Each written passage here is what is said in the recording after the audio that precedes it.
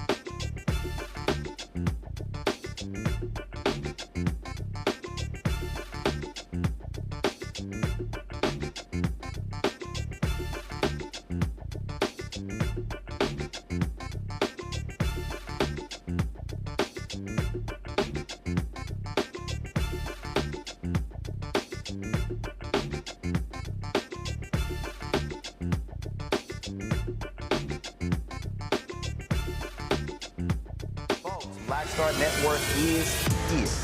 Hold no punches. I'm real revolutionary right now. Support this man, Black Media. He makes sure that our stories are told. Thank you for being the voice of Black America, Roland. Stay black. I love y'all. All momentum we have now, we have to keep this going. The video looks phenomenal. See, there's a difference between Black Star Network and Black-owned media and something like CNN. You can't be Black-owned media and be scared. It's time to be smart. Bring your eyeballs home. You dig?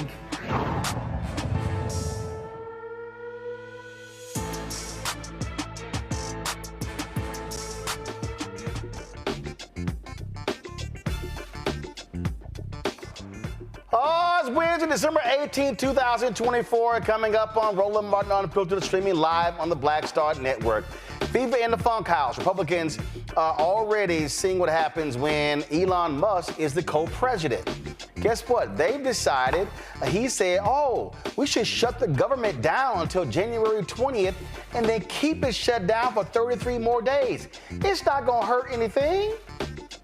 So the continuing resolution that Speaker Mike Johnson was trying to get pushed forward, that's likely not going to happen. Oh, I can't wait to break it down. Speaking of stupid, Donald Trump has picked Herschel Walker to be the ambassador to the Bahamas. Can that boy spell Bahamas? Also, the House Ethics Committee secretly voted to release its report on former Congressman Matt Gaetz. He ain't happy. Y'all, we're going to talk about that and lots more. Oh, the fun is just getting started. It's time to bring the funk. I'm Roland Martin Unfiltered on the Black Star Network. Let's go. He's got it. Whatever the miss, he's on it. Whatever it is, he's got the scoop, the fact, the find. And when it breaks, he's right on time and it's rolling. Best believe he's knowing. Putting it down from sports to news to politics. With entertainment just for kicks, he's rolling. It's on go, roll, y'all. It's Roland Martin, rolling with Roland now. He's funk, he's fresh, he's real, the best, you know he's Roland Martin now.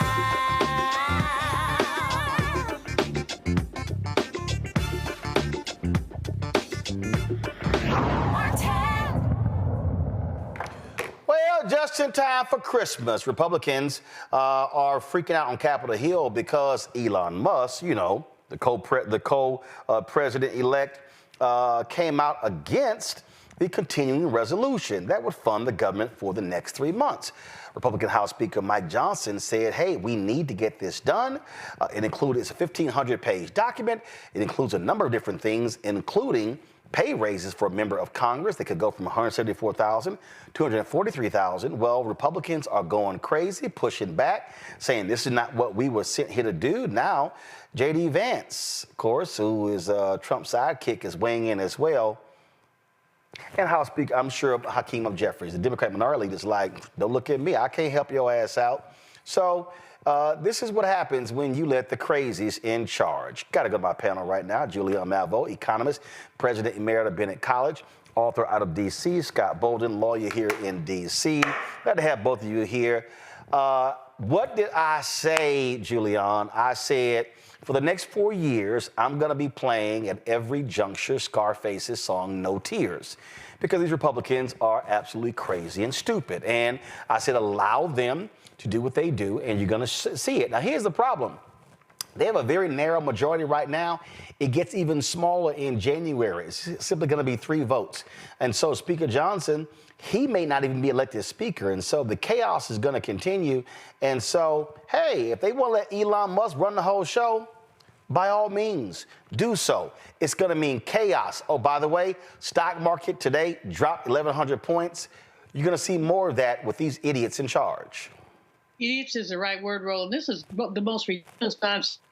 Mike Johnson just scurry, try to get a deal. The deal that he got isn't perfect from anybody's perspective, but we have to have the $100 billion in disaster relief. Asheville, other parts of North Carolina, and other places that were hit by Helene and also Milton have not recovered and need the resources. And it's Christmas time. I mean, some of these people are still living in tents in their cars. And then we're looking at the farmers. And although, we still don't believe that black farmers are treated well, we do know that COVID and the supply chain issues have affected farmers poorly. And what Johnson did was usually those farm states or Republican states, got them and got some Democrats. And I thought we had a continuing resolution. I do not understand. Well, we know what happened. Elon Musk purchased his co-presidency. He purchased it with all the money he put into the Orange Man's campaign. So, but it's mind-boggling if you have a mind, and if you don't, it's business as usual. And they basically are doing their business as usual. But this affects the American people. If you shut the government down, who doesn't get paid? There's a question. And what percentage of those people are African American? There's another question. If you shut the government down, how do social security checks get processed? And we can just go down the list of questions that we have about what happens when government shuts down. So they don't care, though. They don't care. Elon Musk sees government as a profit center. His bond with Trump is that they both see government as a profit center. In other words, Elon Musk has billions of dollars of contracts with the United States government. He won't get his check either, but he won't miss it. So you're absolutely right. As you said, let the sideshow begin, because it is a sideshow, unfortunately, under the big tent. So, Scott, here's the deal. Go to my iPad. This is from Politico. Speaker Johnson weighs spending Plan B as Elon Musk stokes opposition. We're looking at a called clean funding package, and here's the deal. They would drop $100 billion in disaster aid, plus $30 billion for farmers and a one-year extension of the Farm Bill. So you know what? It's going to be a whole bunch of folks in those red states who are looking for disaster relief, can't get it now, and those farmers. And that's where, I'm sorry, they voted for his dumb ass. This is what they get. And so it's going to be a lot more of this in these red states. And so Democrats, if I'm Hakeem Jeffries, this is what I do. Don't come look at me. Go talk to them. I'm good. Nah, this is what y'all wanted. Don't come holler at me. I'm not gonna save your ass. You voted for it, America. That means you bought it, right? Now you deal with it, right? You own it, as we say. And watch two relationships that over the next 4 years, especially the first two. The two relationships you're going to have to really focus on, and you're going to be doing commentary on, is the relationship between Trump and Musk and how long that lasts, because Musk believes he owns the government and the White House right now after investing over $100 million in buying it with Trump. And then the second relationship, based on the economy, the tariffs, these continuing resolution deals that may get killed ultimately in the House, that relationship between MAGA and Republicans, elected officials and voters, right? The economy and Donald Trump, because he owns it now. He owns the economy. He can't blame Biden. He can't blame Barack. He can't blame anyone else. So now it's on his watch, right? That relationship is going to go south, in my opinion, if this economy doesn't keep moving forward like it has on the Biden administration. But more importantly, you see the stock market going down. The stock market doesn't care about Donald Trump. It cares about its money. And so those two relationships that I just spoke of are what's at risk every day once the Republicans take over. And so watch that. You'll be doing a lot of commentary on it, right? And that's how we win in 2 years. Hopefully, with the right candidate, that's how we win in 4 years. And I'm talking about the Democrats getting democracy back. This is the article says this here. Hold on 1 second. The article says switching to a clean spending bill won't totally solve Johnson's problems. He'll still need help from Democrats to pass even a clean stopgap bill. Some conservatives still won't vote for it, even without the add-ons. And I'm sorry, this is where, if I'm Democrats, I go, no, Johnson, you got more than 218 votes on your side. You pass it. Don't come begging at me. And again, let me be clear. I understand people watching may say, yeah, but damn, that's going to be cold-blooded because it's going to impact folks. It could cause checks to stop. I understand that. But again, since a majority of Americans decided they did not want Vice President Kamala Harris, they did not want Democrats, they did not want to reward the people who fixed this economy and got it back, and they wanted to reward the people who tanked it That's where you say, nah, boo, it's on you. No, boo, it's on you. It's amusing and not at the same time to watch some of this.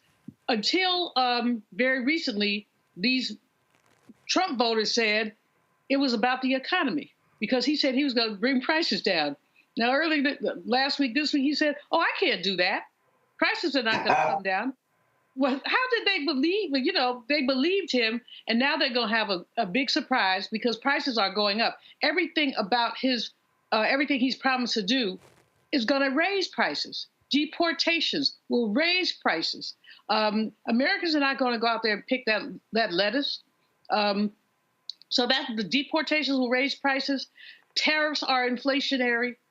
The very small rate cut that we experienced today from the Fed raises issues, and they have said already, we're not going to do this again. They have 3 rate cuts this year. They said they'll only have 2 next year. They were projecting 4. So they are concerned about the economy, although, you know, the Fed tries not to meddle in politics, and so they're not going to say very much. But they said plenty when they say we're only going to raise lower rates twice. And what they said, Dow Jones heard, and therefore you saw that stock drop. So the people who believe that man are going to get what they believed in.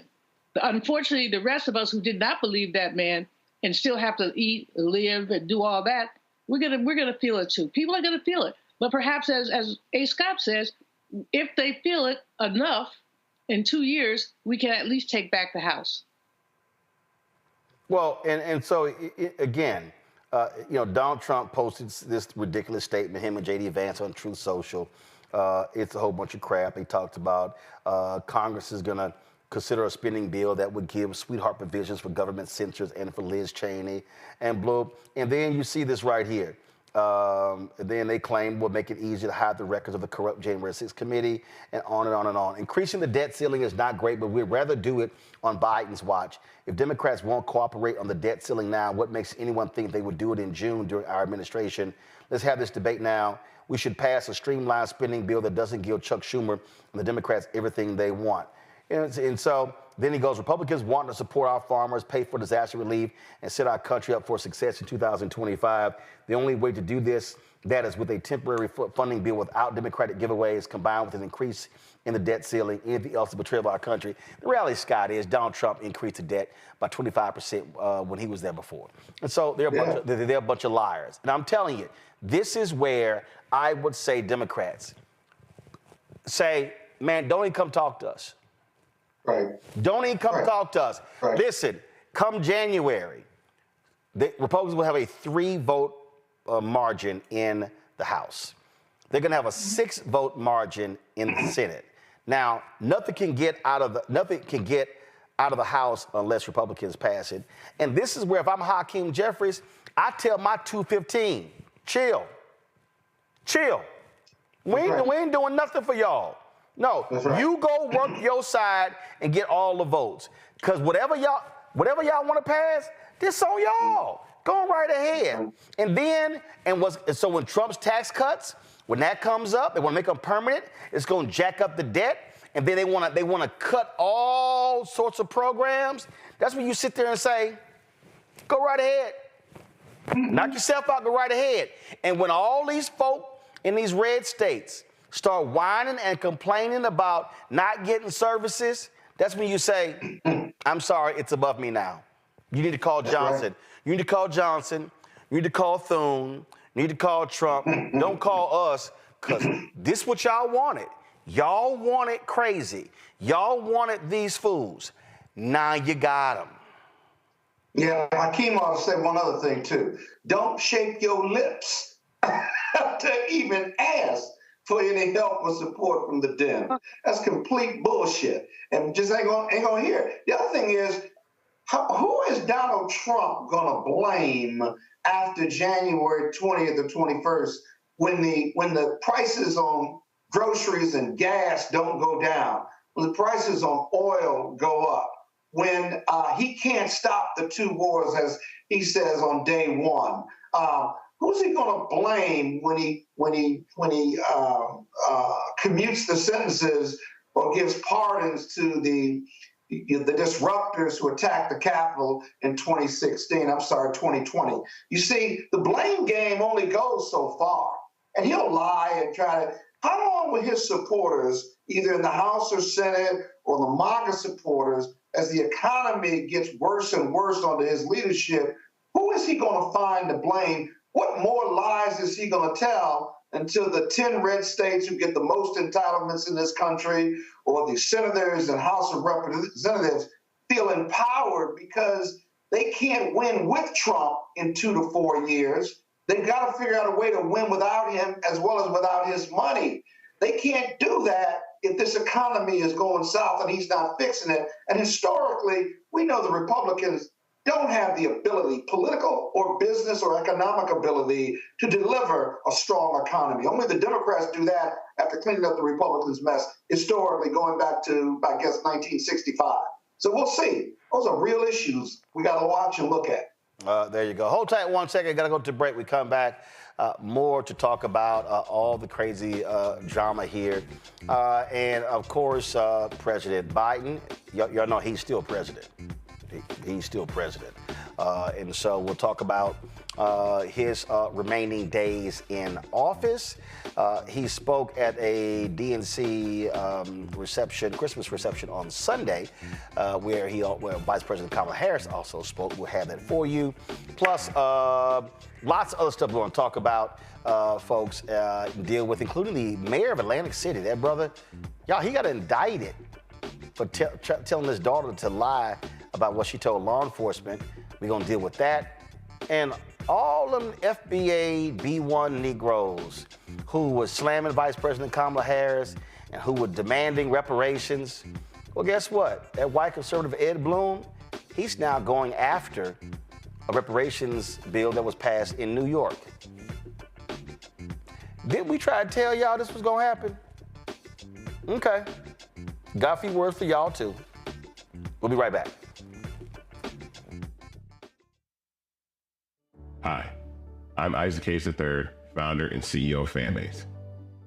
Fanbase is a free-to-download, free-to-use, next-generation social media platform that allows anyone to have followers and subscribers on the same page. Fanbase was built through investment dollars from equity crowdfunding from the Jobs Act. People just like you helped build Fanbase, and we're looking for more people to help build Fanbase. We are currently raising $17 million in a Regulation A crowdfund on Start Engine. We've already crossed $2.1 million, but we're looking to raise more capital from people just like you that deserve the opportunity to invest in early stage startups without having to be accredited investors. So right now, I'd like you to go to startengine.com/fanbase and invest. The minimum to invest is $399. That gets you 60 shares of stock in Fanbase right now, today. And then use Fanbase to connect with friends, grow your audience, and be you without limits.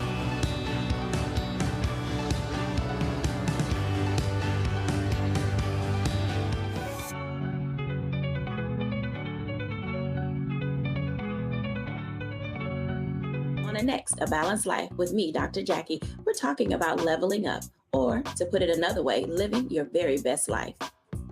How to take a bold step forward that'll rock your world. Leveling up is different for everybody. You know, I think we fall into this trap, which often gets us stuck because we're looking at someone else's level up journey, what leveling up means to them.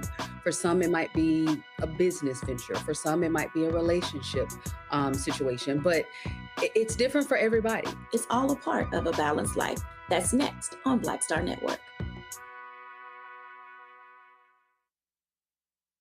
On the next Get Wealthy with me, Deborah Owens, America's Wealth Coach, Dexter Jenkins is a faith-based financial mentor with more than 20 years in the financial services industry. He's passionate about helping families build generational wealth. Even though I'm talking about things like prayer, I'm talking about things about reading the word, I'm talking about things like fellowship, I'm talking to members who are dealing with losing their houses, or I'm talking to members who, because of a lack of the handling their finances, they're working 2 and 3 jobs. And so what I'm finding is that they're not coming to church because they don't have a handle on their finances. We're talking how to get wealthy through faith and our finances on the next Get Wealthy, right here, only on Black Star Network. How you doing? My name is Mark Carey, and you're watching Roland Martin. Unfiltered, deep into it, like pasteurized milk without the 2%. We getting deep. You want to turn that shit off? We're doing an interview, motherfucker.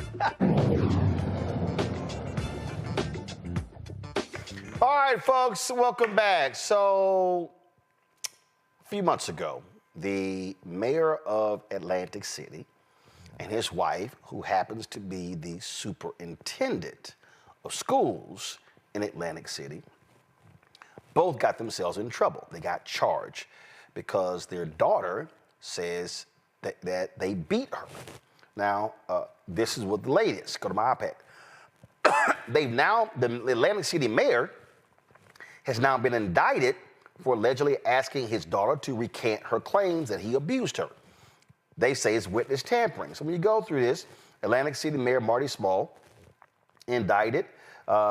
They say that in September 2024, 6 months after being charged with abusing the daughter, he asked the daughter to do him a favor and, quote, twist up, unquote, the story she told police about alleged abuse. Now, he wanted her to say she tripped and bumped her head. She says no, she was struck several times with the broom, and that's what happened, causing her to lose consciousness. Now, according to the family, now the girl's still living at the house, and her attorneys deny it. The mayor's wife, LaQuetta Small, you know, she black, her name LaQuetta. She's the superintendent of schools in Atlantic City. She's been charged with child endangerment related to the original case. They both say no wrongdoing. I mean, Scott, what happened to the day when you could beat your kid's ass and you just did nothing happen? But now they call the cops on you and everything. But this is stupid here. So you got two public officials, one a superintendent, the mama, the mayor of the city, that's the daddy, and she's like, yo, okay, I got beat. She calls the cops. Now they indicted. She's still at the house. I'm sorry, your ass got to move. Well, I think I was abused in the 60s and early 70s by my parents, and I just won't. Never mind. But no, that's called child abuse in 2024, Roland, because I got my ass whooped on the regular, and I deserved it. So check this out, Scott. Check this out. It says authorities said both parents emotionally abused, go to my iPad, emotionally abused and hit the girl who was 15 to 16 years old in December and January, at least once to the point of unconsciousness. Prosecutors filed court documents in April saying the Smalls disapprove of their daughter's boyfriend, who secretly used a video chat to record an alleged instance of the mayor physically and verbally assaulting the girl. An affidavit from prosecutors say the girl at one point acknowledged making up the accusations because she was angry her parents wouldn't let her go out with friends. But in other sections, the document includes detailed claims by the girl that the abuse was real, and it says she photographed bruises and sent them to her boyfriend, who shared them with detectives. Then it says the Office of Atlantic County Prosecutor William Reynolds cited evidence including recordings of interactions between the girl and her parents, her statements to police, school workers, a therapist, and state child welfare investigators, and messages she sent to friends saying she did not feel safe at home. This sounds like, Scott, like a whole lot of family drama. I didn't hear you, Roland. One more time. I was talking to your team. I said it sounded like a whole bunch of family drama. The girl says I got abused. Then she says she made up some of the stuff, but then she says some of the stuff is true and all kinds of stuff like that. This is going nowhere fast, okay? This ought to be in family court, one. And two, it ought to be the girl clearly is confused. She may be abused. She should have her own guardian ad litem lawyer representing her interests. She should not be in the home, because if she was beat when she was unconscious, then that's not a good environment for her. And her guardian ad litem should remove her from the home and put her in a relative's home or in Children and Family Services home. So I don't know why they're indicting the mayor for having that conversation with her daughter. Listen, these conversations take place all the time in poor dysfunctional families or just dysfunctional families. But that's the remedy. But I'm not sure you ought to be indicting an elected official for having a conversation, because I know his lawyers, the mayor's lawyers are going to say, yeah, they had conversations about it. You put her back in the home, and they had conversations about the credibility of the daughter's allegations and resolving this, making this a private family matter, so forth and so on. That's what I'd say if I was the mayor's lawyer. And so this all get worked out, but the daughter ought not be in the home, because if you keep her in the home, then the government is saying it's okay and safe for her to be in the home. Otherwise, why would you let her go back to the home? So it really doesn't make any sense. This isn't going anywhere. This is a case that cries out for resolution and settlement, not criminal indictment. Giuliani? I mean, I fully agree. This is amusing. As someone it's not amusing, but I said it, I didn't say it. And the girl said she was too afraid to be at home, so she's still at home.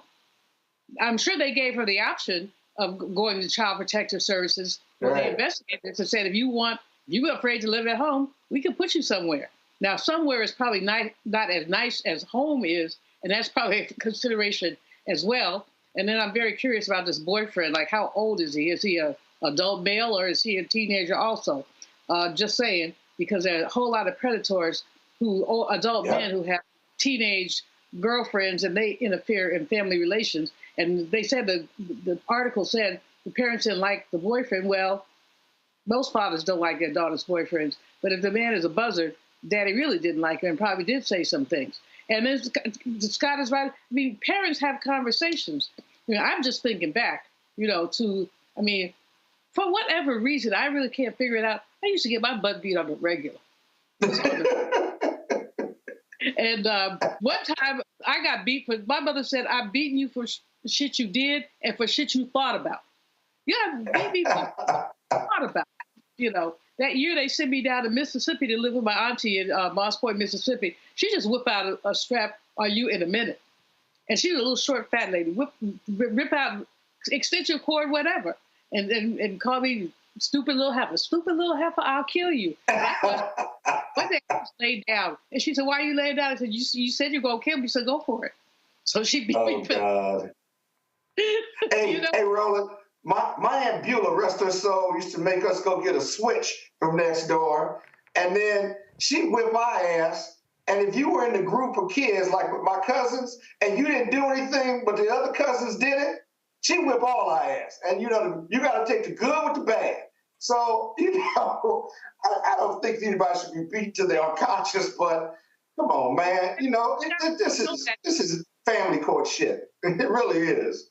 The girl has acknowledged she made some of the stuff up, so she might have made that unconscious shit up too. Yeah, I'm sure she got a behind beat, because it sounds like she got a behind beat, and they acknowledged.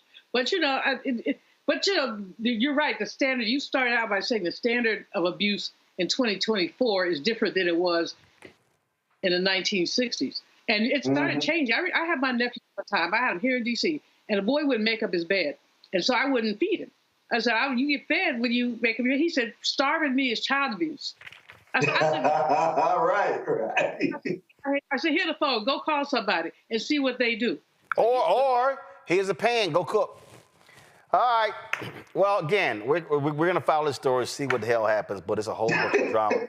It's a whole bunch of drama there as well. When we come back, President Joe Biden gives a final parting word to the Democrats at their holiday reception. We'll show you what he had to say. Also, the vice president. We'll talk about it. You're watching Roland Martin Unfiltered right here on the Black Star Network. Hi, I'm Isaac Hayes III, founder and CEO of Fanbase.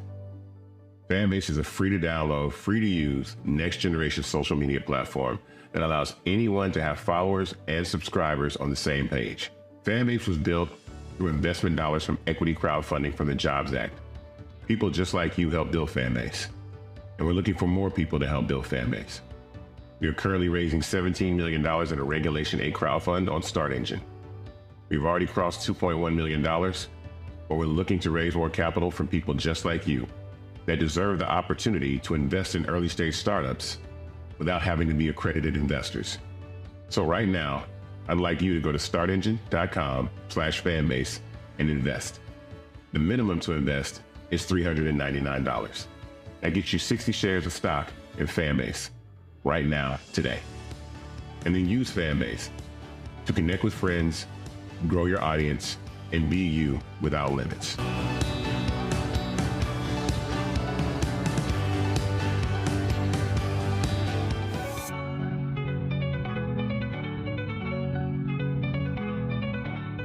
Now streaming on the Black Star Network. I had been trying to get a record deal for a long time. You know, when I finally got signed to the Motown record label in 2003, I was 34, 35 years old. And up until that time, I had been trying to get record deals the traditional way. You know, you record your demo, you record your music, and you send it, you know, to the record labels, or maybe somebody, a friend of a friend, knows somebody that works for, you know, the record label. And really, Kemistry that was my last-ditch effort at being in the music business. How long have you been trying? I've been trying since I was a teenager. Wow. You know? And you know, and I'm grateful that it didn't. I'm grateful that it happened when it happened, because I wasn't prepared, you know, as a teenager to embrace all that comes with a career in the music industry.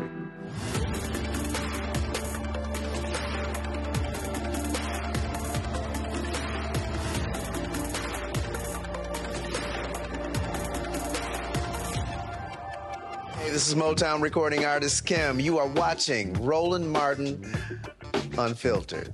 That boy, he always unfiltered though. I ain't never known him to be filtered. Is there another way to experience Roland Martin than to be unfiltered? Of course he's unfiltered. Would you expect anything less? Watch what happens next.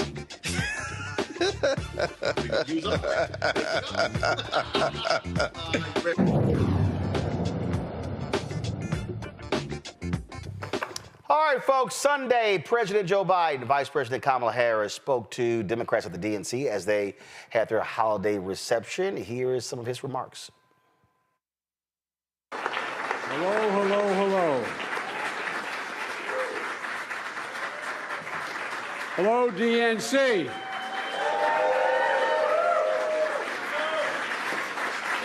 I want to thank Jamie Harrison for his leadership as chairman. There was a congressman down there in his state that called me one day and said, Joe, you're going to have to decide on a chairman. Let me tell you who it is. I said, sure, whatever you say. Anyway, it turned out that, Jamie, you've done a hell of a job. And, you know, the fact is that when we started off, as you heard me say many times, I didn't plan on running again. And because things had changed in my life.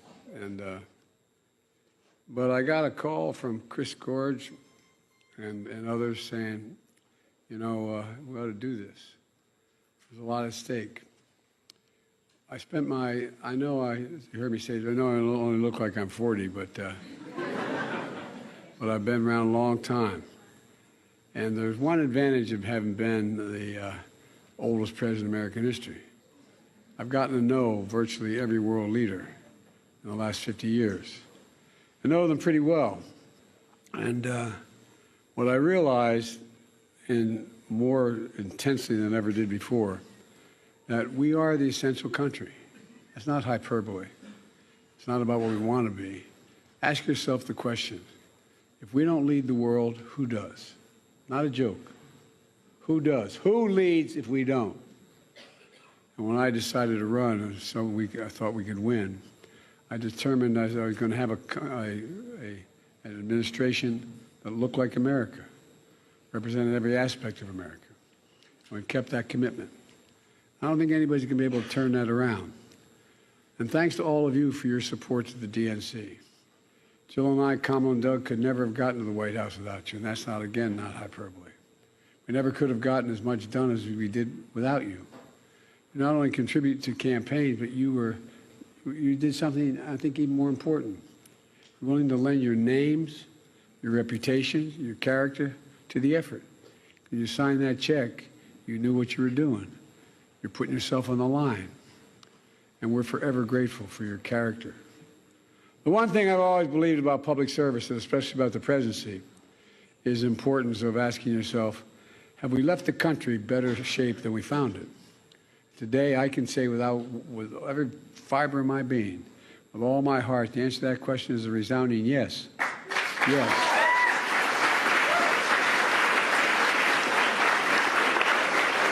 Because of all of you assembled here, we can be proud we're leaving America in a better place today than when we came here 4 years ago. This country was living through the worst pandemic the country had seen in 100 years.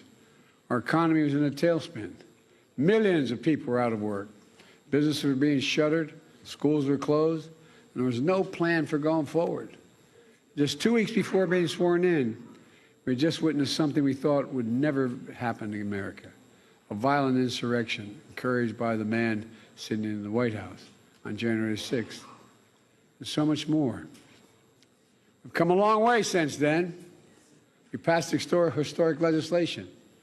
Laws that are literally building the strongest economy in the world. There's not a world leader you can name for me who hadn't told me at these G7, these 20 meetings, all these meetings I meet with them, they wouldn't trade places with us in a heartbeat. Laws that, when fully implemented, are going to change America for decades to come. But we did know that many of the laws we passed were so consequential, they wouldn't be implemented right away. It takes time to build those fabs, those factories for chips. It takes time to get this construction going. Over $1.4 trillion in infrastructure. $1 trillion so far in private sector investments in America. The biggest investment ever in climate in the history of the world. And fundamentally transforming our economy to grow from the middle out and the bottom up, not just the top down. I fully believe that America is better positioned because of all of you to lead the world today than any point in the last 50 years of my career. That's because of you. Again, not hyperbole. You lend your reputations and your names to this effort. It's not just the contributions you made. It's just stepping up, putting yourself on the line. You should be so damn proud of the work we've done together. You should never forget all you've done for the country. I'm also proud that we can say we've done all this with a deep belief in the core values of America. Those values were all created. You heard me say it 100 times. You know, we're the most unique nation in the world. Every other nation was based on geography, religion, ethnicity, some common factor. But in America, we were built on an idea, the only country in the world. We hold these truths self-evident. All men and women are created equal. Everyone should have a fair shot. Hate should never have a safe harbor in America. That's what we're about. We've never fully lived up to all of that, but we stuck with our principles and set a high standard of character, integrity, in public life. Let me say it's been the honor of my life to serve as your president. But the title I'm most proud of is being Jill's husband.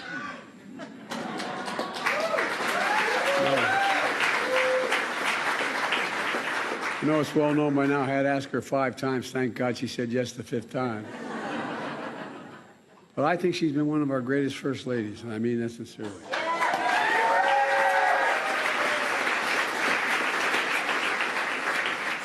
She wasn't kidding about the first speeches she made. She was scared to death to go out and make those speeches.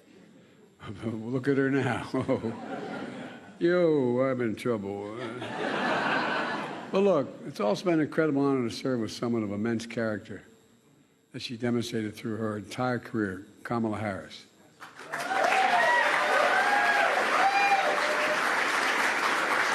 I knew what I was doing when I asked her to be my vice president. I knew her. I knew of her. I knew about her. I knew her record. I trusted her. She always served this country with purpose and integrity, and she always will. And you're not going anywhere, kid, because we're not going to let you go. Not going anywhere. You know, just as our great second gentleman, I love that, second gentleman. This guy's one of the best lawyers in America. This guy gave up a practice. This guy's an incredible guy. And one thing we have in common, I used to practice law for about 10 days, but I used to practice law. But the thing Doug and I have in common, we both married way above our station. Thank you, Doug and Kamala, not only for your service, but Jill and I are grateful to call you dear friends. Look, let me close with this. Our time in office is coming to an end. The America of our dreams is calling us to stay engaged. We're not, Jill and I don't think Kamala and Doug are going anywhere. We look to the future. It's more important than ever to keep organizing, to keep talking to folks. We all get knocked down. My dad would say, when you get knocked down, you just got to get up. Get up. The measure of a person or a party is how fast they get back up. And to know what we believe in is really worth fighting for. That's the road ahead. To never give up. To keep the faith. To know that what we're doing matters. I know I'm going to stay engaged. I know Kamala and Jill and Doug are going to do well as well. And I know you will. We need you badly. The country needs you badly. We just have to remember, you've heard me say it 1,000 times, remember who we are. We're the United States of America, for God's sake. Many of you are students of history. No other nation in the world has come through every crisis stronger than they went into the crisis, and except the United States. And folks, look, all the things we passed, we knew people were going to see it. How long does it take to build a fab that's going to hire thousands of people? Billions of dollars being invested. It just takes time to get it built. It takes time to get it going. It's not going to happen for another 5-6 months in many places. Just getting started. The United States of America is nothing beyond our capacity when we do it together. But we knew a lot of this was going to take time. But look what's out there. Everything from anyway, I'll get going here. But you really did a hell of a job. I really mean it. And the thing I most admire about working with all of you, you have great integrity. Great integrity. You've stuck with the deal. You've been honest. You've been decent.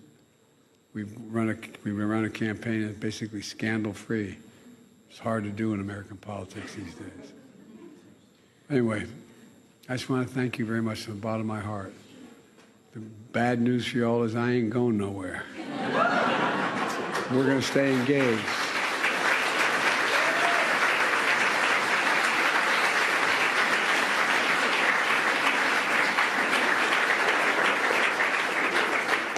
And having been listed the poorest man in Congress for 36 years, I may be able to actually contribute now.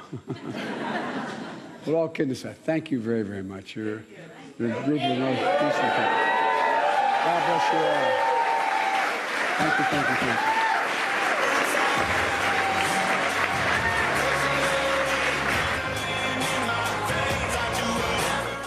All right, folks, you heard President Biden there reference Vice President Kamala Harris. She also had a few words to say.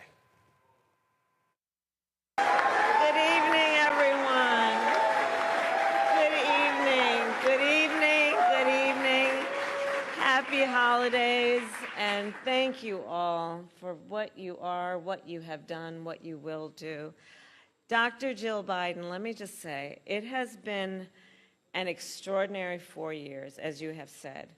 And the work that we have done together, the four of us, I wish some of you were privy to seeing just, before we come on stage, when we're hanging out in the back, or just those long nights when we're talking about what we want to get done, the challenges we face, but our commitment to seeing it through.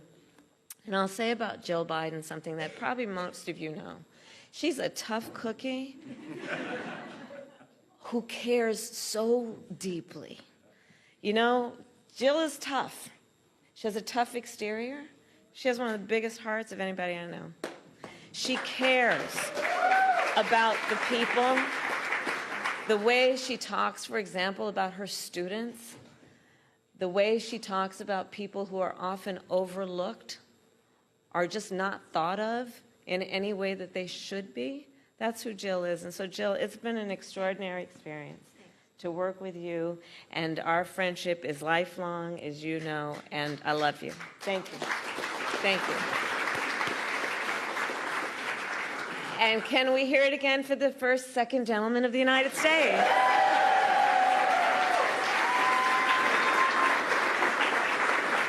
Also known as my Dougie. It is so good to be here with everyone this evening, including Chair Jamie Harrison, Finance Chair Chris Corge, and so many others. And we are here tonight to thank you all for the work that you have done. And it has been tireless work. When it mattered most, through the entire campaign, including those 107 days, you all rallied. You rallied. You opened your homes. You reached out to your friends and your family. You put your personal capital, and by that I mean your relationships, at stake to talk with people because you care so deeply and you connected with people and took the time to remind them of what is at stake and what was at stake. You sacrificed an extraordinary amount of time, not doing other priorities in your life, to focus on this campaign and by extension to focus on our country and its future. With your help, we brought together people from every walk of life and every background, all united by a deep love of country, all motivated by enthusiasm and joy in our fight for America's future. And as a result of your leadership and your support, the National Finance Committee held more than 700 events across the country and raised nearly $700 million. An historic achievement, which without a doubt made our campaign stronger. So I thank you again for all you have done. And I ask that everyone here, that you hold on to and know in your heart and in your spirit that everything you did made a difference and mattered and has impact that is lasting. All the work you did to bring these resources together allowed us to do rallies where people from every walk of life would come. And they would look around and see that we are one community of people called Americans. They would look and they would see people they'd never met before and feel a sense of their own power in knowing that they are not alone and that we are all in this together. You gave people and allowed them to have that feeling, and that can't be taken away.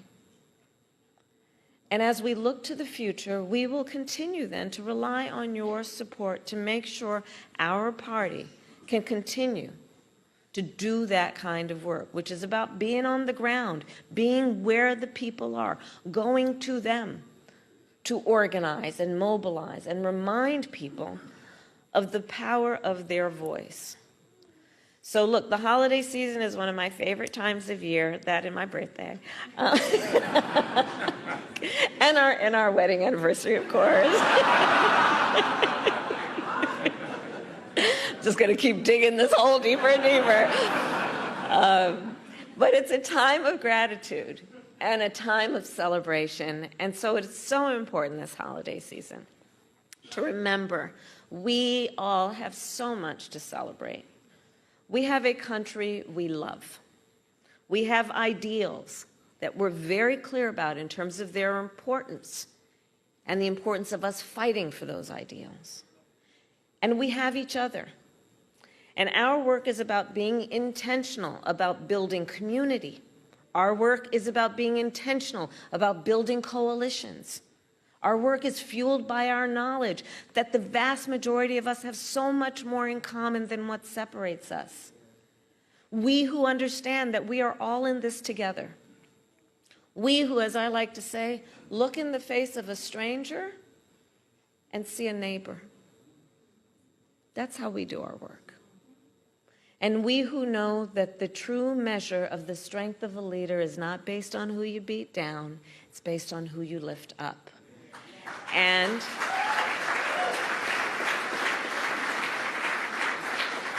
that spirit, the spirit with which we do our work, and hear me when I say this, that spirit that fuels the countless hours and days and months of work that you have put into this, that spirit can never be defeated.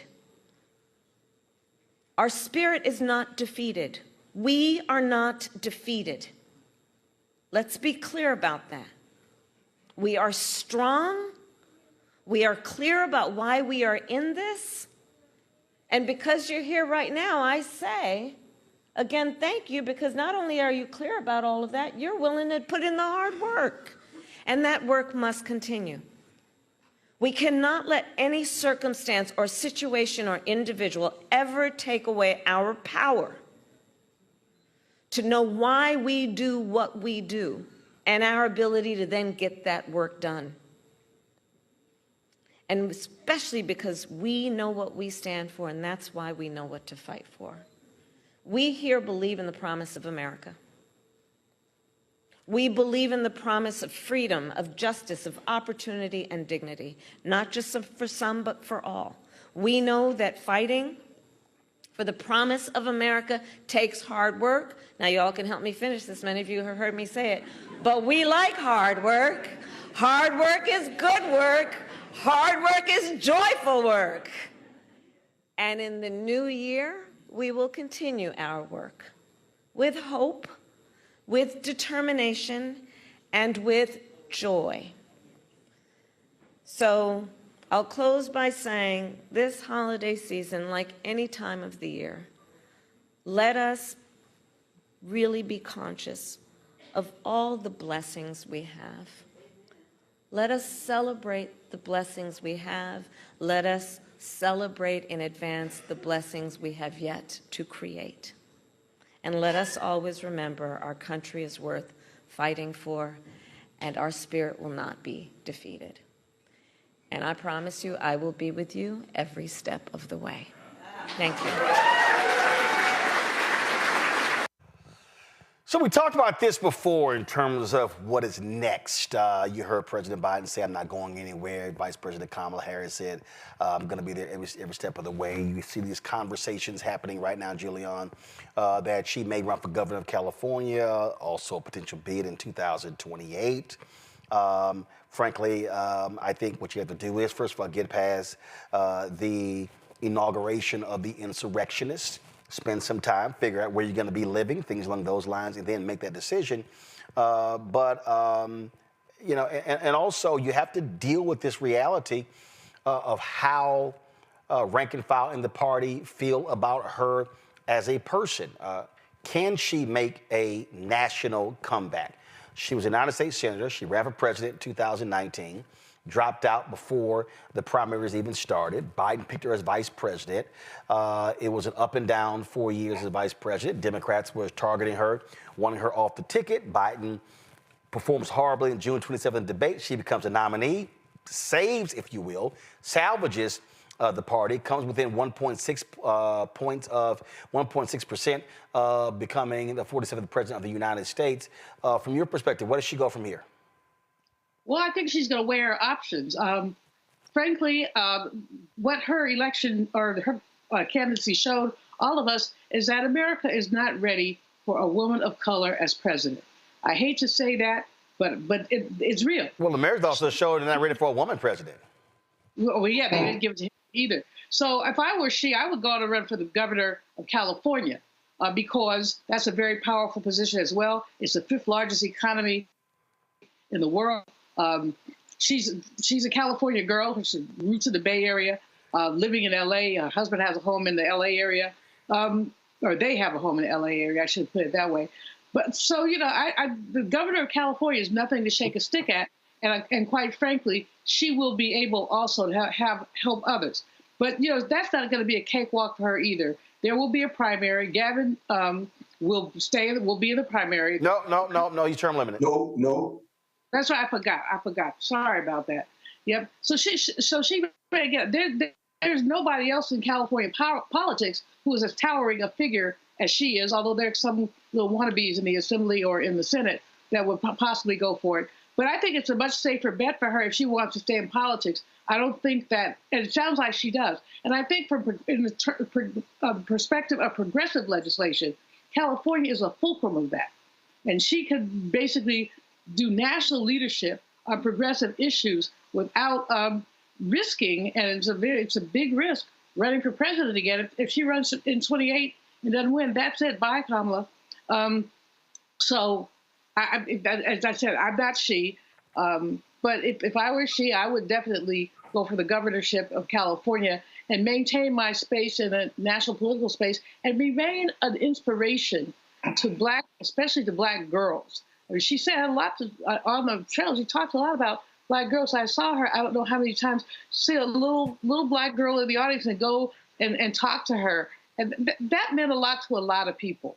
That's not a policy thing, but it's a feel-good thing. It was like Barack and the little boy when he let the little boy touch his hair. So that's what I would do, and I think it's the safest bet for her. She doesn't have to be safe, but she does have to win. The thing here, Scott, is that, listen, if she runs for governor and wins, she still makes history. The first black female governor in American history. Also, California is the 4th largest economy in the world. So it's not like it's a small state and it could play a huge role when it comes to American politics. Your thoughts? Yeah, maybe, but let me say this. What she wants to do, the only part of her choice is does she want to stay relevant and stay in the national spotlight? Don't know that answer. Pundits will talk about that. The reality is, what do Democratic voters, how do they feel about her, and where do they want her to be? She can't afford to lose again. Running for governor of California sounds really good.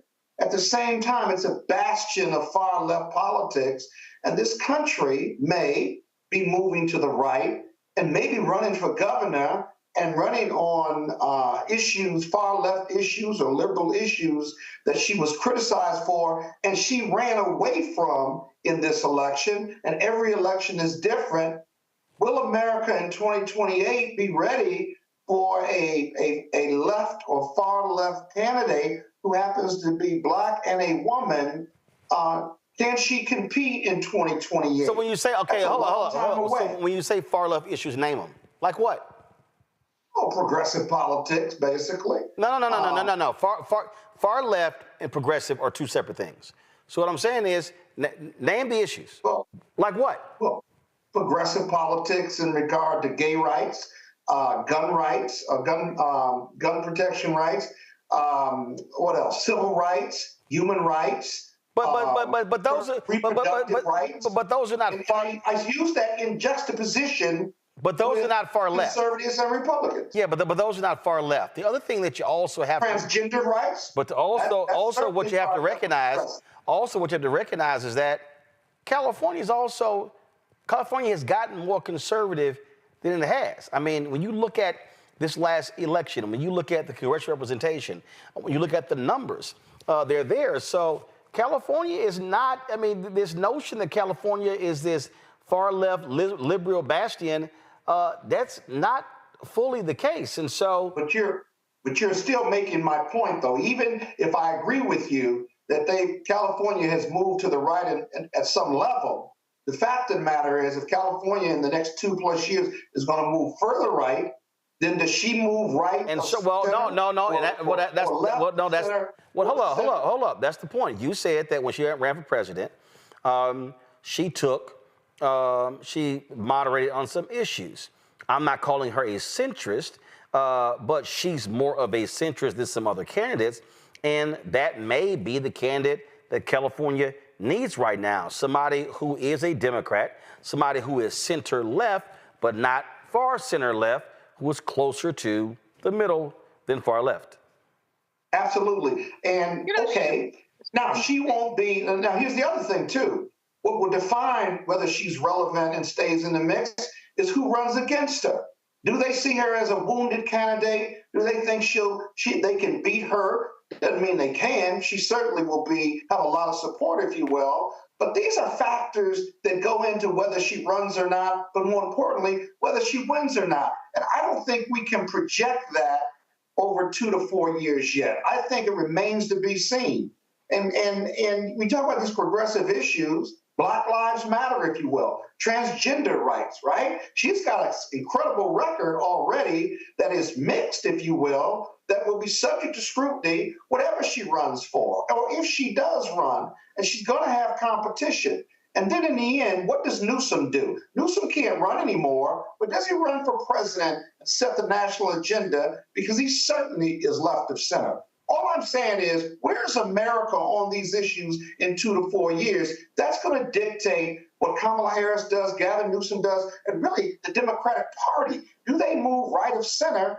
Do they stay where they are and fight for righteousness and individual rights and for democracy? Or do they change issues, move on issues in order to become electable? because none of this really matters unless you can get elected. I'm sorry. It's all good and we can stand on principle. Do you stand on principle and not win, or do you change your principles and values some in order to win elective office, including the White House? Those are the questions, and we can't answer them now. What we're going to do is watch and see where America goes and really how good or bad this Republican administration moves this country forward. Those are real issues. Well, the reality, Giuliani, is that obviously what happens in D.C. Is going to predict a lot of this. And that's really what jumps out because if Republicans when they take over and if they start screwing stuff up, you're going to have a lot of people howling and screaming in America. Yeah, exactly. Yeah. And Kamala Harris, and I would disagree strongly with Scott about her so-called far left positions and all the things that you mentioned, Scott. Transgender rights is a tricky one, but other than that, civil rights, women's rights, those are not things that are debatable. They're not even far left. For the Republicans, DEI is a far left in its piece. So I was talking about from a conservative lens. Hey, Scott, you're just wrong, and you know you're wrong. So if I was with you, I'd hit you upside the head. But since there's no such thing as a zoom upside the head, so that but and I love you dearly, by the way. But let me just say that the point about what happens nationally, if what is likely to happen nationally is going to cement, I think, so-called far-left positions. As we see inflation, which is happening, y'all, which is happening. And you see inflation, as you see the closing of the National Labor Relations Board or the shrinking of it, as we see what happens in education. Remember, in California, if you want to graduate from a Cal State university, you have to take an ethnic studies class. If you want to graduate from a Cal State, you have to take an ethnic studies class. I'm sure that Governor Newsom supported that strongly. Shirley Weber, who's the Secretary of State and a former professor at San Diego State, pushed that legislation through. You also have to take one if you're in high school. Not until 2026, though. I think they gradually putting that in. But in any case, California is a big DEI state, and it's going to be interesting to see as we see some of the things that we've taken for granted be snatched away. What I think that it strengthens the vice president's position, whatever she runs for, if she chooses to run. Now, the other thing here, though, running for president is not for sissies. She found that out in 2019 when she did make it through one primary, dropped out, raised a bunch of money, but didn't have the organization nor the momentum. This time she did. But part of it was inheriting part of Biden's organization. I mean, she had her own organization, but she inherited the organization of a long distance runner in getting the Democratic establishment nomination or organization. So just looking at that, again, I think this is not a safe bet for her, but I think it's her best bet. I think the presidency for a Black woman is just a woman of color. At this point, it's just out of the realm. I'm still disturbed, although Black men didn't do the worst things. 21% of Black men did vote for the Orange Man. And when I've talked to some about why, many of them thought he would do the economy better. Well, we're going to see about that. But many, including one of my own male siblings, that he just couldn't see a woman in that position. Mm-hmm. I mean, yeah.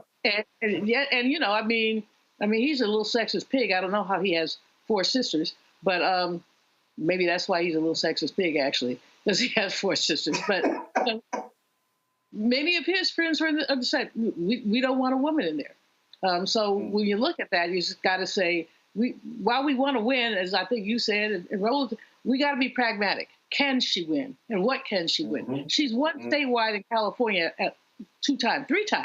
She's won statewide in California 3 times. That's something worth saying. All right, folks, hold tight 1 second. We come back. We're going to talk about conservatives who are targeting any efforts when it comes to reparations. No shock there. Also, New York Mayor Eric Adams says Democrats lost because they compared Donald Trump to Hitler. Wasn't that J.D. Vance, who's his vice president? So what the hell is Eric Adams talking about? Isn't Eric Adams really trying to position himself for a Trump pardon. We're going to talk about that. You're watching Roland Martin Unfiltered right here on the Black Star Network.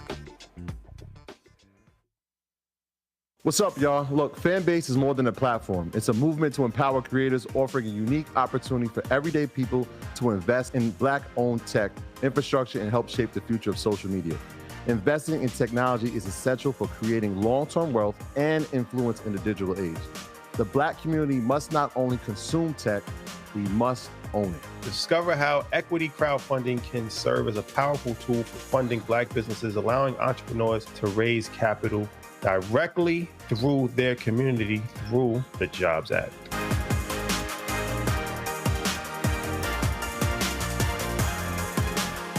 On the next Get Wealthy with me, Deborah Owens, America's Wealth Coach, Dexter Jenkins is a faith-based financial mentor with more than 20 years in the financial services industry. He's passionate about helping families build generational wealth. Even though I'm talking about things like prayer, I'm talking about things about reading the word, I'm talking about things like fellowship, I'm talking to members who are dealing with losing their houses, or I'm talking to members who, because of a lack of the handling their finances, they're working 2 and 3 jobs. And so what I'm finding is that they're not coming to church because they don't have a handle on their finances. We're talking how to get wealthy through faith and our finances on the next Get Wealthy right here, only on Black Star Network. Next on the Black Table with me, Greg Carr. There's a lot of talk about the inevitability of another civil war in this country. But on our next show, we'll talk to a noted author and scholar who says we're actually in the middle of one right now. In fact, Steve Phillips says the first one that started back in 1861, well, it never ended. People carrying the Confederate flag, wearing sweatshirts saying MAGA Civil War, January 6, 2021, stormed the U.S. Capitol, hunted down the country's elected officials, built a gallows for the Vice President of the United States, and to block the peaceful transfer of power within this country. On the next Black Table, here on the Black Star Network. Now that Roland Martin is willing to give me the blueprint, hey, Cyrus, I need to go to Tyler Perry and get another blueprint because I need some green money. The only way I can do what I'm doing, I need to make some money. So you'll see me working with Roland. Matter of fact, it's the Roland Martin and Cheryl Underwood show. Well, should it be the Cheryl Underwood show and the Roland Martin show? Well, whatever show it's going to be good.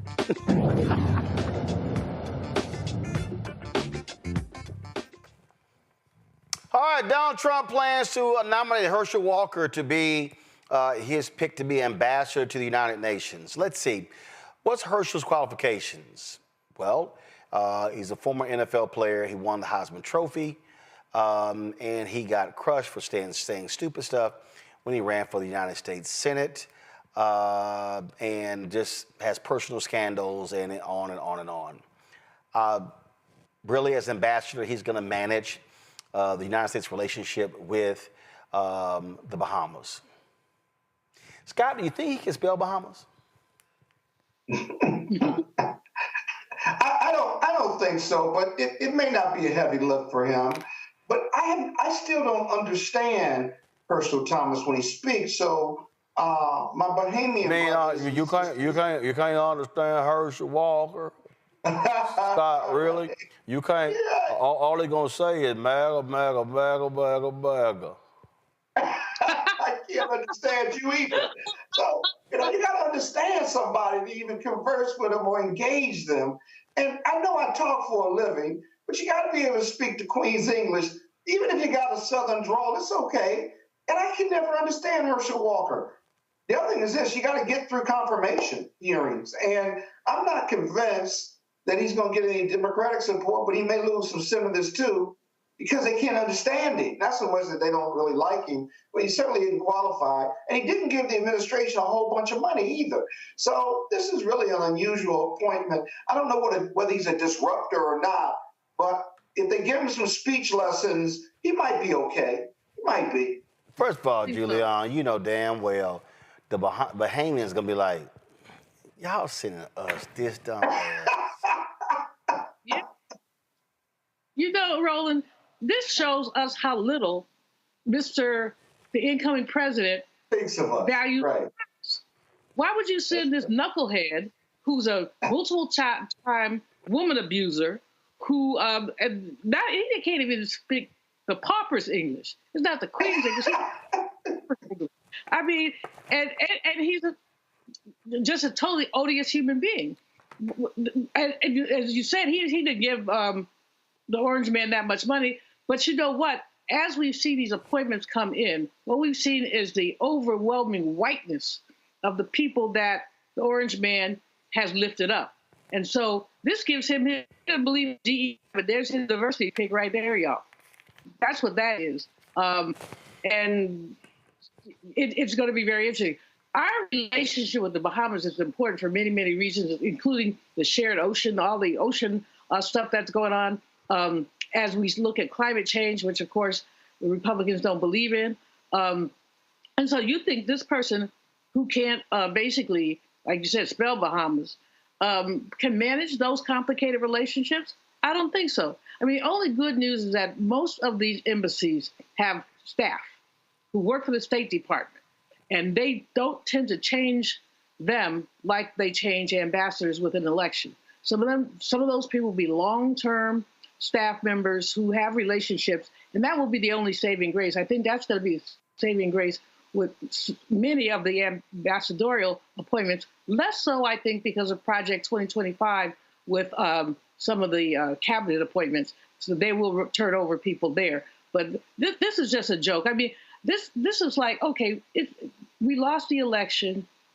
We kind of bummed out about it. Christmas is coming. But this is like our intermission amusement. Every time they nominate somebody, we all get an opportunity to collectively crack up. And this is no different than that. I just, I get up in the morning, look at the news, and just start shaking my head. I'm going to throw my neck out pretty soon with some of this stuff. It's hilarious, but it's also very sad. Well, that boy just dumb. That part. I mean, he just dumb. I mean, just dumb. I could not even imagine if Herschel Walker's people said you have a 10-minute interview with him, I would try to figure out what I'm gonna do with the other 8.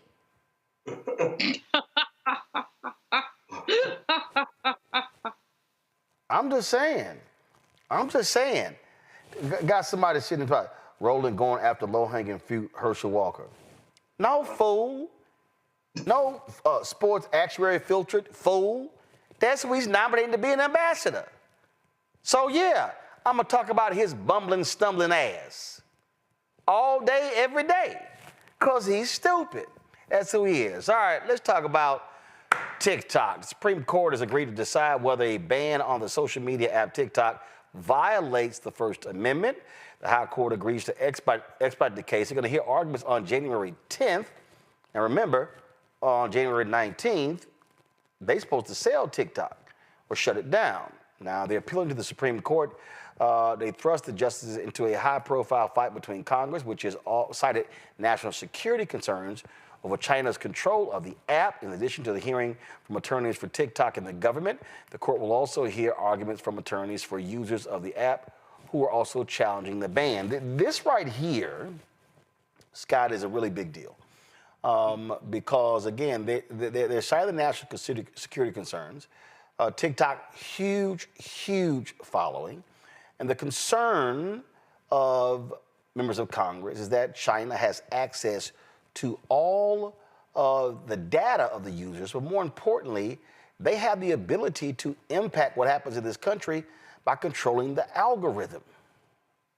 Yeah, so this is a big fight, and it's a big fight vis-a-vis First Amendment of the TikTok users and national security for a company that ultimately is owned by China, who is, while interdependent economically and on trade between the United States and China, is also one of our military adversaries and continues to be a threat in regard to Taiwan, in regard to our economy, our technology, our businesses from America to do business there, stealing our IP.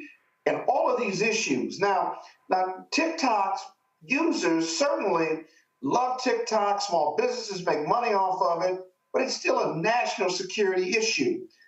Donald Trump has been back and forth in regard to his position on TikTok. He thinks TikTok helped get him elected. And so look for, regardless of what the Supreme Court does, if it strikes down the law, look for Congress to quickly implement a law that will withstand scrutiny by the Supreme Court.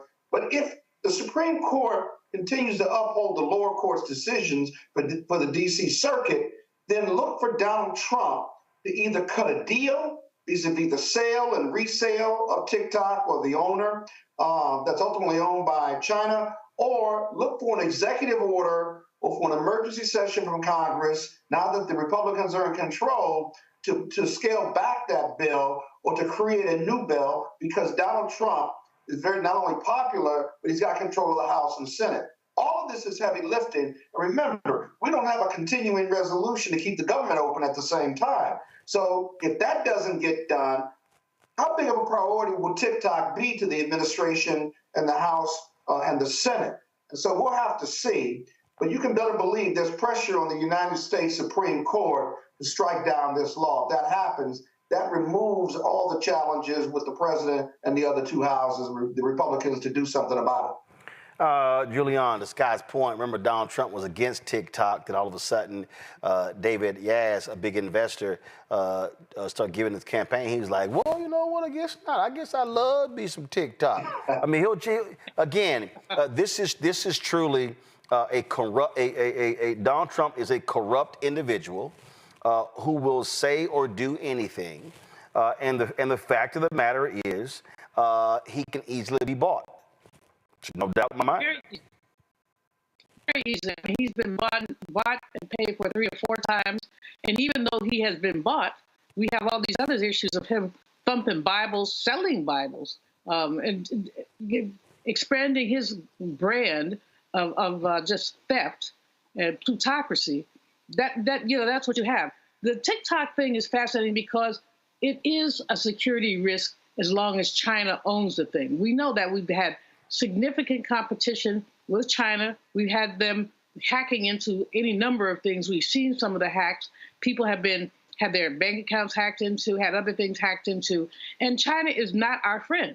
Mr. Trump, the thing about it, Roland, the man is just inconsistent about everything. He was inconsistent about TikTok. He's inconsistent about China. If you kiss his behind long enough, he'll change his mind about just about anything. I mean, if Planned Parenthood had a few mil to give him, he'd probably come down very strong for abortion. That's just how he is. And so we have this TikTok thing, though, is serious. Although I agree with Scott, if we don't have a government, what priority will TikTok be? The law now has to be held by, I think, the 19th.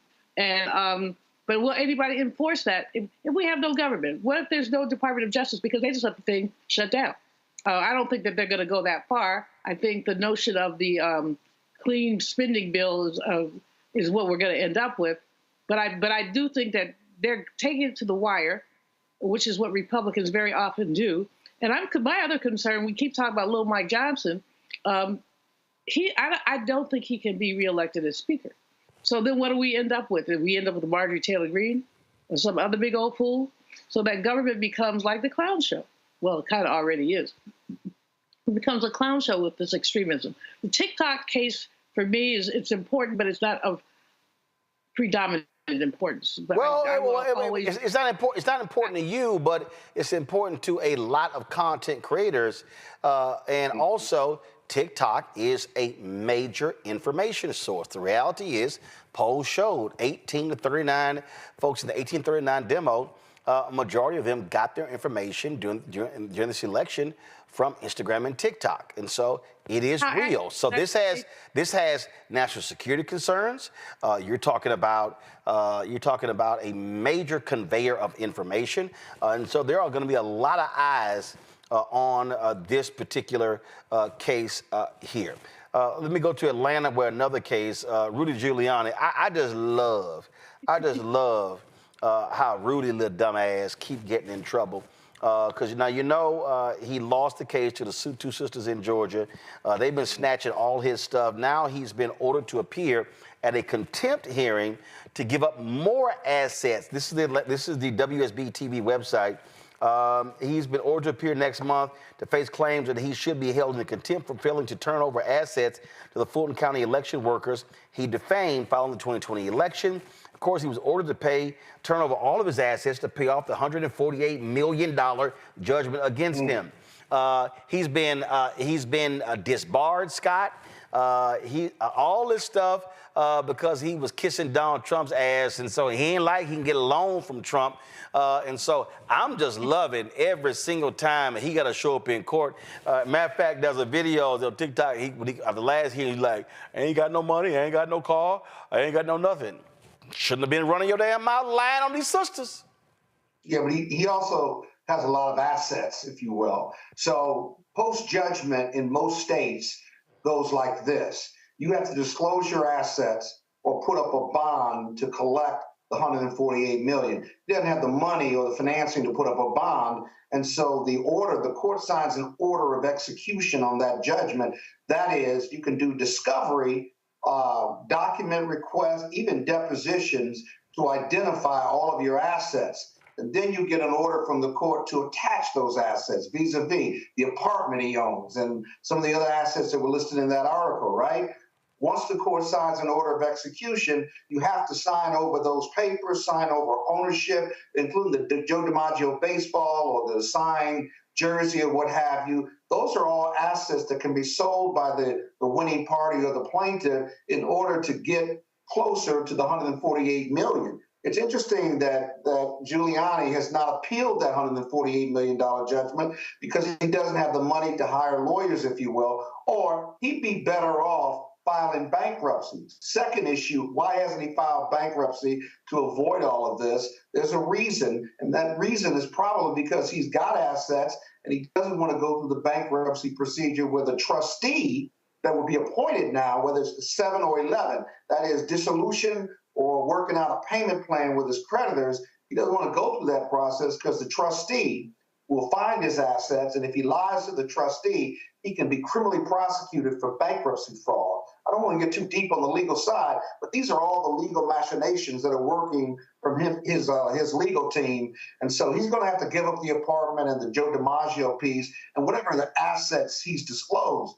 Independently, there's an investigation in regard to all of his assets. They're looking for that. And as they find them, they'll report them to the court and seek execution orders. So big trouble for him. Lots of trouble. I say take every damn thing. I don't care. Giuliani, take everything. Matter of fact, I wouldn't mind they stripped his ass butt naked outside of court and took his suit, shoes, and socks. I don't want to see that. Hey, I want to see it. Even with the draws. I want to see it. Strip his ass butt naked, leave him standing there in his drawers and a wife beater. Say it ain't so. No, I mean, seriously, what he did to those women was so criminal. I mean, he could have generally just poll workers, but he dissed them by name. He put their address out there. They had no peace. They had to leave their home. And these are not spring chickens. These are women in their 20s. The older woman is in her 60s, I believe, and the younger one is in her 40s. These women's lives were disrupted. The $147 million is a tip of the iceberg of the damage he did. So if he was out there in his tighty whities, that would be just fine with me. It would be a very disgusting sight. But but he needs to be left. He needs to be treated like he treated them. He treated them like they were not human beings, like there were no consequences for the way that he treated them. And that's the issue with the culture.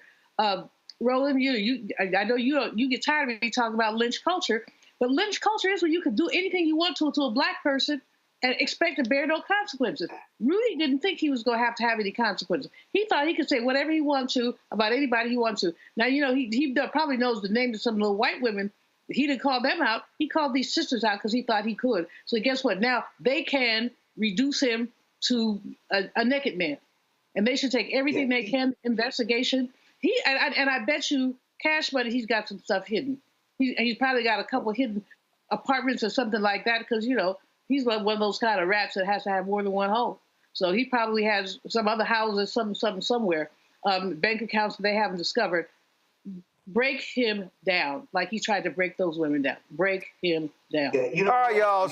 So let me go with this here. New York Mayor Eric Adams, of course, he has been, he out here whining, complaining. You know, that's all he doing. So he has been indicted. And so he then did an interview with Dr. Phil on his Mary Street TV. Now, first of all, if you do Dr. Phil's show, you already know you trying to appeal to Donald Trump anyway. And so now you have Adams sounding like, literally sounding like Donald Trump by saying that the Democrats have weaponized the Department of Justice against him. He's been indicted. His longtime aide, Ingrid Martin, expects to get indicted tomorrow. And it's just all sort of stuff. He also said that, hey, you know what? That, hey, he might go back to being a Republican, all this sort of stuff. I mean, Eric Adams is really trying to kiss as much MAGA ass to get himself a pardon. So just listen to this nonsense he told this fool, Dr. Phil.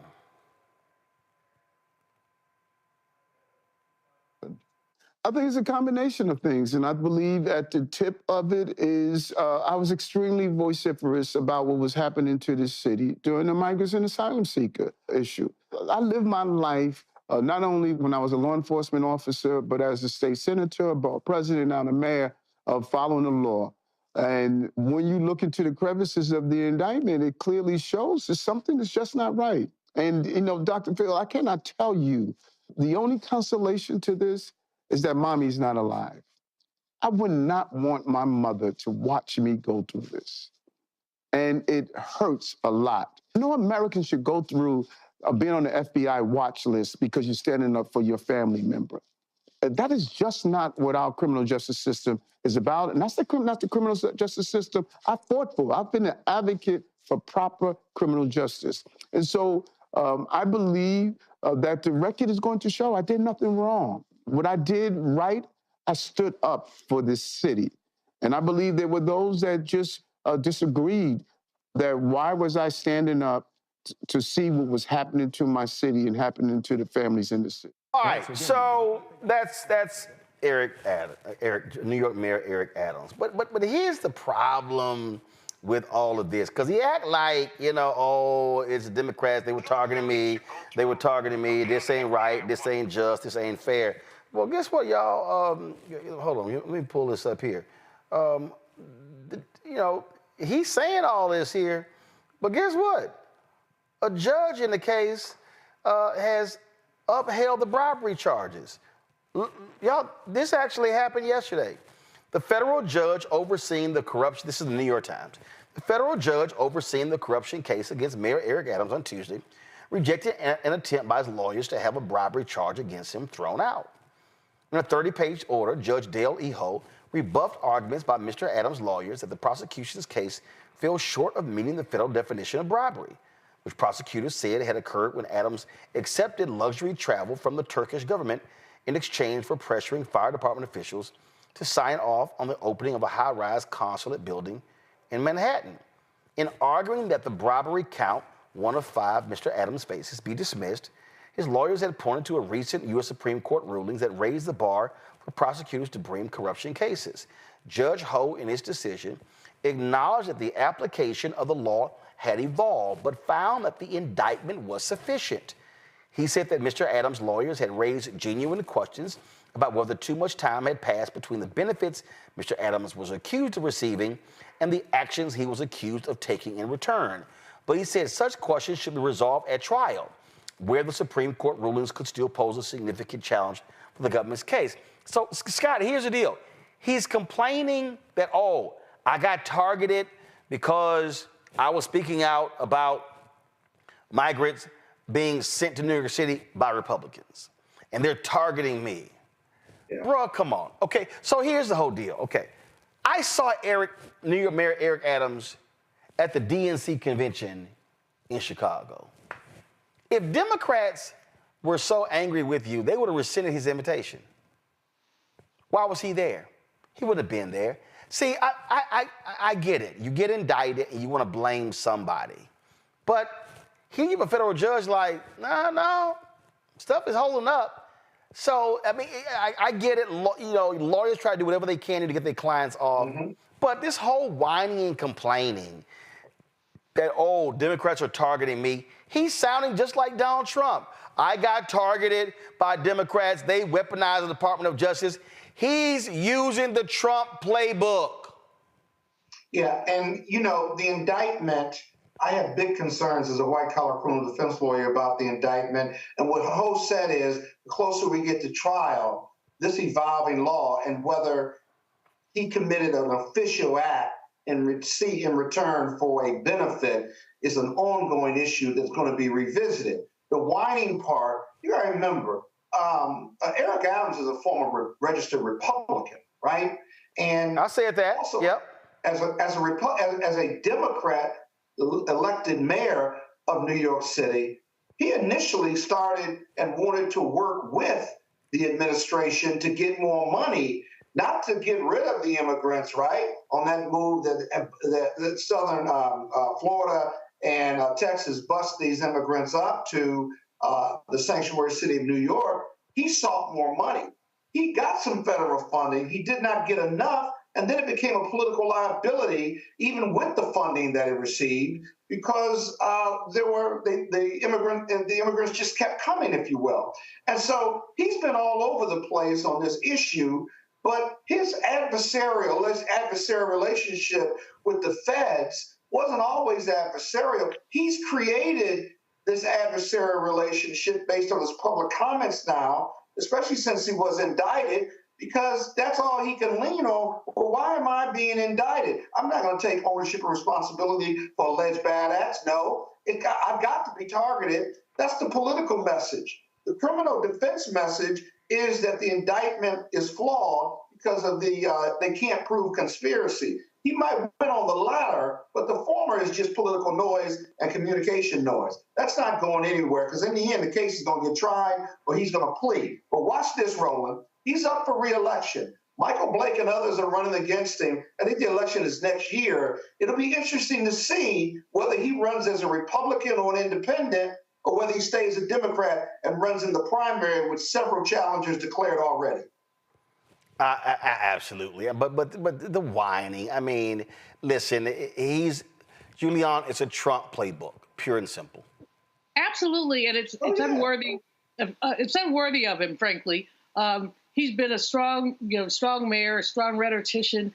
Now suddenly he's turned into a wuss. You know, they picking on me. Oh, they picking on me. No, they're not picking on you, dude. They have some evidence. Now, I don't know how strong the evidence is, frankly.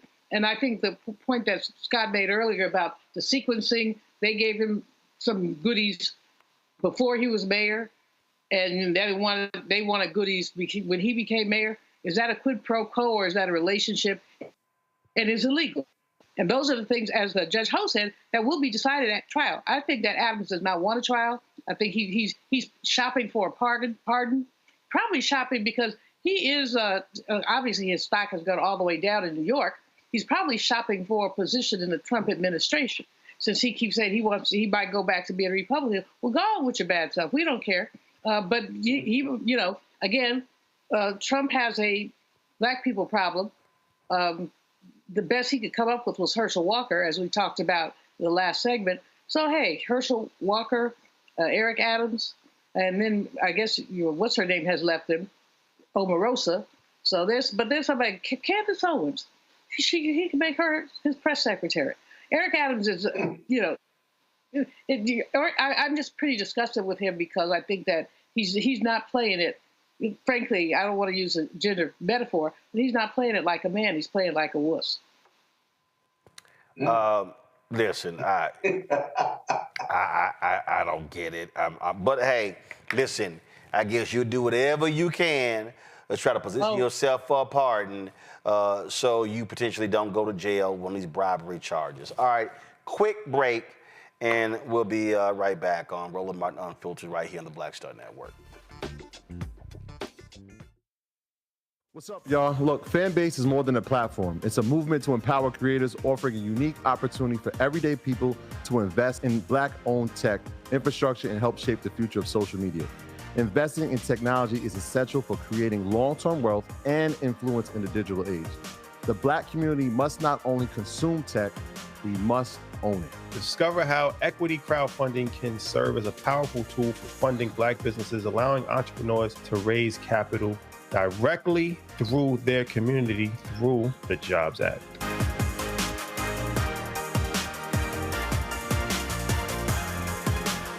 Hatred on the streets, a horrific scene, a white nationalist rally that descended into deadly violence. White people are losing their damn minds. As an angry pro-Trump mob storms the U.S. Capitol, we've seen shooting. We're about to see the rise of what I call white minority resistance. We have seen white folks in this country who simply cannot tolerate Black folks voting. I think what we're seeing is the inevitable result of violent denial. This is part of American history. Every time that people of color have made progress, whether real or symbolic, there has been what Carol Anderson at Emory University calls white rage as a backlash. This is the rise of the Proud Boys and the Boogaloo Boys. America, there's going to be more of this. Here's all the Proud Boys, guys. This country is getting increasingly racist in its behaviors and its attitudes because of the fear of white people. The fear that they're taking our jobs, they're taking our resources, they're taking our women. This is white fear.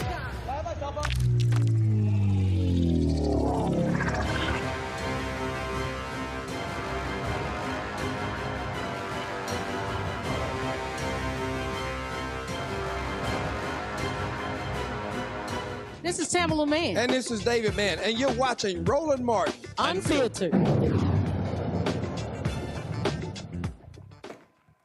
All right, the DOJ announced that Ryan Phillips, a former sergeant with the Daleville Police Department in Alabama, will serve 16 months in prison for a civil rights violation. The assault took place on March 1st, 2022. The former Alabama police sergeant was sentenced to over a year in federal prison with nearly 2 years of supervised release after pleading guilty in August to beating a man in a jail cell. Phillips confirmed that he entered the cell and struck the man, quote, multiple times about the chest, back, and face. The man was alone in the cell and was not a danger to himself or to others. Now, of course, this is sort of important because guess what? You ain't gonna see many of these happen over the next 4 years because Donald Trump's DOJ, frankly, will allow cops to do whatever the hell they want. Speaking of whatever the hell they want, the House Ethics Committee secretly voted to release its report on former Congressman Matt Gaetz. The report is expected to be made public before the end of the year and possibly as early as the end of the week. The House Ethics Committee had investigated Gaetz for several years over allegations of sexual misconduct and illegal drug use. He repeatedly denied any wrongdoing. A separate Justice Department investigation into sex trafficking allegations against him concluded last year without any charges brought against him. Now, he posted a message on Twitter, Giuliani, where he was like, I was investigated, I was cleared, nothing actually happened. Yes, when I was single, I did some wild stuff. I did some freaky stuff. He didn't really say freaky, but that's basically what he said. And he's like, this is just unfair. Well, guess what? You played with fire, now your ass getting burned, Matt. And guess what? It's a lot of Republicans, they want to see his ass crispy, Giuliani. They want him burnt. Well, you know, he was notoriously poor at collegial relations with his fellow Republicans, so nobody has his back. Everybody's like, bye, boo, just go. And he can whine all he wants. He can put all the messages on Twitter or X or whatever as he wants. The fact is that he had sex with an underage girl. He was a member of Congress, and he had sex with an underage girl. That's illegal, in addition to being immoral and a bunch of other stuff, too. I mean, he's accused of trafficking because he's moving these children. A 17-year-old girl may look like a grown woman, but she's a child. And he basically is trafficking these children. You can, just like Eric Adams, you can run your mouth all you want to, but as Dr. Meyer used to always say, truth is a stubborn fact and a lie will die. Well, the stubborn fact about Matt Gaetz is that he has no integrity, that he is a freak, Not only is he a freak, there's nothing wrong with being a freak, but if you're an illegal freak, I mean, find some grown women to freak on. But they probably wouldn't put up with your monkey behind. So there you're stuck with teenagers, and now your chickens have come home to roost, and they're roosting right inside that report. I hope that it becomes a New York Times cover story so that we can all be basically dooming of this man, because his behavior in so many ways has just been unacceptable. And no Republicans want to be his friend. You have you seen one Republican, even Miss Marjorie Taylor Greene, who is about only a half a step up from him in the scumbag category, but even Miss Greene has not said anything to defend him. Oh no, but she said if they release this, they should release everything, including every single report I filed against all the members of Congress for sexual harassment, everything else. I say, Scott, bring that shit. Yeah. Yep. Yeah, you know, it'll be interesting. This report that's going to be released, one of the reasons it's going to be, there's such a delay, is because what they're going to do is go through that report page by page, line by line, and if there's anything that needs to be redacted vis-a-vis national security, but I'm not sure what national security issues there would be, or they want to protect the privacy of these individuals, especially the ones that were underage at the time of the event. So you got to go through that. But the reality is the good stuff, the juicy stuff, and it's all got to have a lot of juice to it, is going to be out there. Remember, he's contemplating a serious Republican nomination or run for the governor of Florida. And so one of the reasons he didn't want to release, because he doesn't want to impact that run in 2 years in Florida. We'll see how much impact this report has on his ability to run, or whether Trump still supports him no matter what. So we'll see. Well, there you go. All right, folks. We'll certainly see what happens. We appreciate both of you joining us. Scott, Giuliani, thank you so very much. Enjoy the holidays. Not sure what you're doing, but have loads of fun. Thanks a bunch. Folks, that is it for us. Don't forget, support the work that we do. We want you to do one thing. Download our Black Star Network app. Apple phone, Android phone, Apple TV, Android TV, Roku, Amazon Fire TV, Xbox One, Samsung Smart TV. Be sure to get a copy of my book, White Fear, How the Browning of America is Making White Folks Lose Their Minds, available at bookstores nationwide. Get the audio version on Audible. And, of course, be sure to get your Roland Martin Unfiltered merchandise. Get your shirt, FAFO 2025. And don't blame me. I voted for the Black Woman shirt. You can go to blackstarnetwork.com, RolandMartinUnfiltered.com, or go to rolandmartin.creator-spring.com. Folks, that's it. I'll see you tomorrow right here on Roland Martin Unfiltered and the Black Star Network. Holla! Folks, Black Star Network is here. Oh, no punches! I'm real revolutionary right now. Support this man, Black Media. He makes sure that our stories are told. Thank you for being the voice of Black America, Roland. Stay black. I love y'all. All momentum we have now, we have to keep this going. The video looks phenomenal. See, there's a difference between Black Star Network and Black-owned media and something like CNN. You can't be Black-owned media and be scared. It's time to be smart. Bring your eyeballs home. You dig?